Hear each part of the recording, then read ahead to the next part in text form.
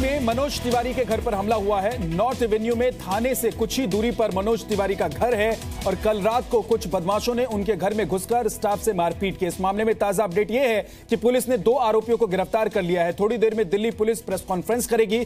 Police इसे road rage का मामला बता रही है, मनोज तिवारी इसे बड़ी साजिश बता रहे हैं। सीसीटीवी तस्वीर आपके सामने है। ये मनोज तिवारी के घर की तस्वीरें हैं। पहले बदमाश घर के बाहर स्टाफ से मारपीट करते हैं, उनके कुक और पीएसओ को मारते हैं, फिर घर में घुस जाते हैं। बदमाशों के हाथ में डंडे हैं। स्टाफ के मुताबिक बदमाशों ने करीब 20 से 25 मिनट तक हंगामा और मारपीट की।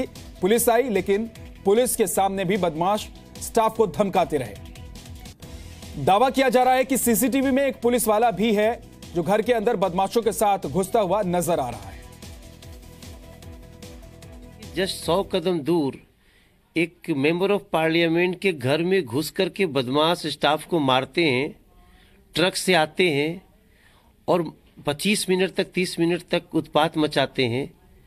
उसकी सारा सीसीटीवी फुटेज में रिलीज कर रहा हूँ सबको। मैं समझता हूँ ये बिगेस्ट थ्रेट है और इसमें किसी को भी बख्शा नहीं जाना चाहिए।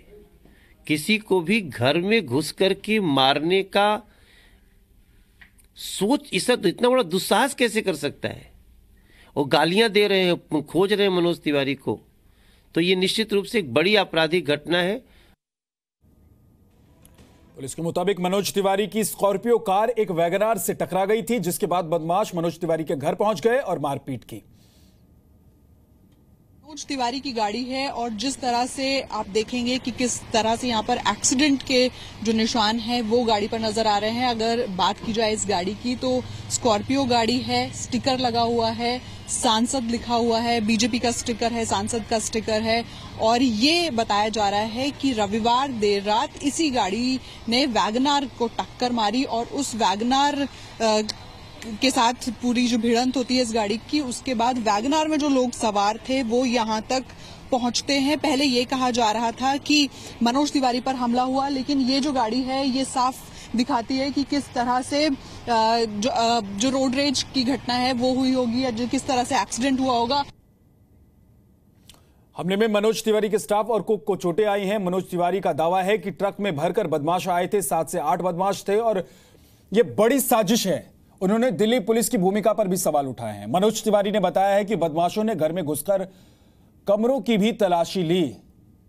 अब अगर ये सिर्फ रोड रेज का मामला है तो आखिर बदमाश घर में क्यों घुसे बकौल मनोज तिवारी? और अगर छोटा सा ये एक्सीडेंट हुआ था, छोटा सा ये हादसा था, तो इस पूरे मामले में इतना बड़ा रुख बदमाशों की तरफ से क्यों अख्तियार किया गया कि वो घर तक पहुंच गए और घर में घुसकर स्टाफ के साथ मारपीट की? पुलिस कह रही है ये रोड रेज का मामला है। जैसे ये मारामारी हुआ, ये अंदर भागे तो बाहर से अंदर से वो लोग अपने को लॉक करके फोन किए। तो मैं तुरंत मनोज जी को कहा कि मनोज जी आप बाहर मत निकले, जहाँ मनोज जी जहाँ पे थे मैं यहाँ के माहौल शांत होने के बाद आप आइए। तो तब तक ये लड़के, मैं और नवीन यहाँ पे खड़े थे, मतलब उनको रोक रहे थे बंदों को। पुलिस 2-3-4 ही थे, डर ही नहीं रहे पुलिस से डर ही नहीं रहते। वो माँ जितने भर की गालियां, कौन है क्या है, जितनी भर की गालियां उनको दिए, धक्का मुक्की मारा मारी। उनका था कि वो 2 लड़कों को निकालो, आप उनके हो, आप ही मतलब पता नहीं क्या उनका इंटेंशन समझ में नहीं आ रहा था।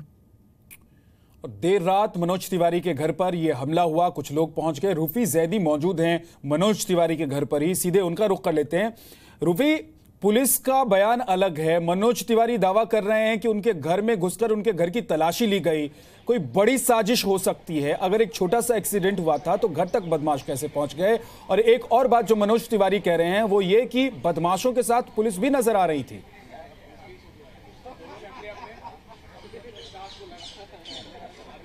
जी विद्या, लगातार हम मनोज तिवारी से बात करने की कोशिश कर रहे हैं। फिलहाल वो घर के अंदर हैं और ये बताया जा रहा है कि वो अभी सो रहे हैं, क्योंकि रात को इस घटना के बाद वो करीब 3-4 बजे सोए थे और अभी तक वो उठे नहीं हैं। और पुलिस इस मामले में करीब आधे घंटे के अंदर एक जो औपचारिक बयान है वो जारी करने वाली है। लेकिन अगर इस घटनाक्रम को समझने की कोशिश की जाए तो नॉर्थ एवेन्यू ये रोड है जहां से मनोज तिवारी के घर के लिए आप आते हैं और ये बताया जा रहा है कि जो मेन रोड है वहां पर मनोज तिवारी की जो स्कॉर्पियो है वो एक वैगनार को हिट करती है और उसके बाद ये पूरा मामला सामने आता है।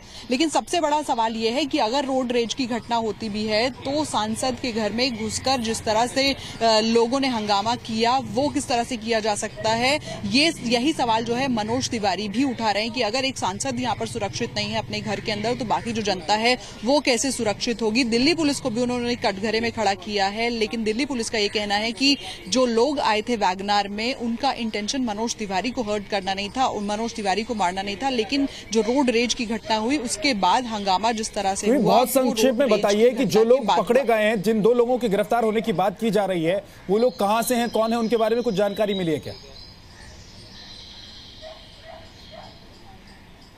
जी विद्या, जिस तरह से मैंने अभी आपको बताया कि आधे घंटे में पुलिस जो है वो इस मामले पर एक औपचारिक बयान जारी करने वाली है और उसी में ये साफ किया जाएगा कि वो जो 2 लोग हैं जो पकड़े गए हैं, जिनकी अरेस्टिंग हुई है, वो कौन है और क्या ठीक है, वही आप लोग नजर हैं बना जिन्होंने करके घर और के भी अंदर अपडेट के लिए घुसकर आपके हमला पास किया आएंगे। था। बहुत छोटे से ब्रेक का वक्त है, लेकिन तमाम बड़ी खबरों के लिए आप देखते रहिए लगातार जी न्यूज।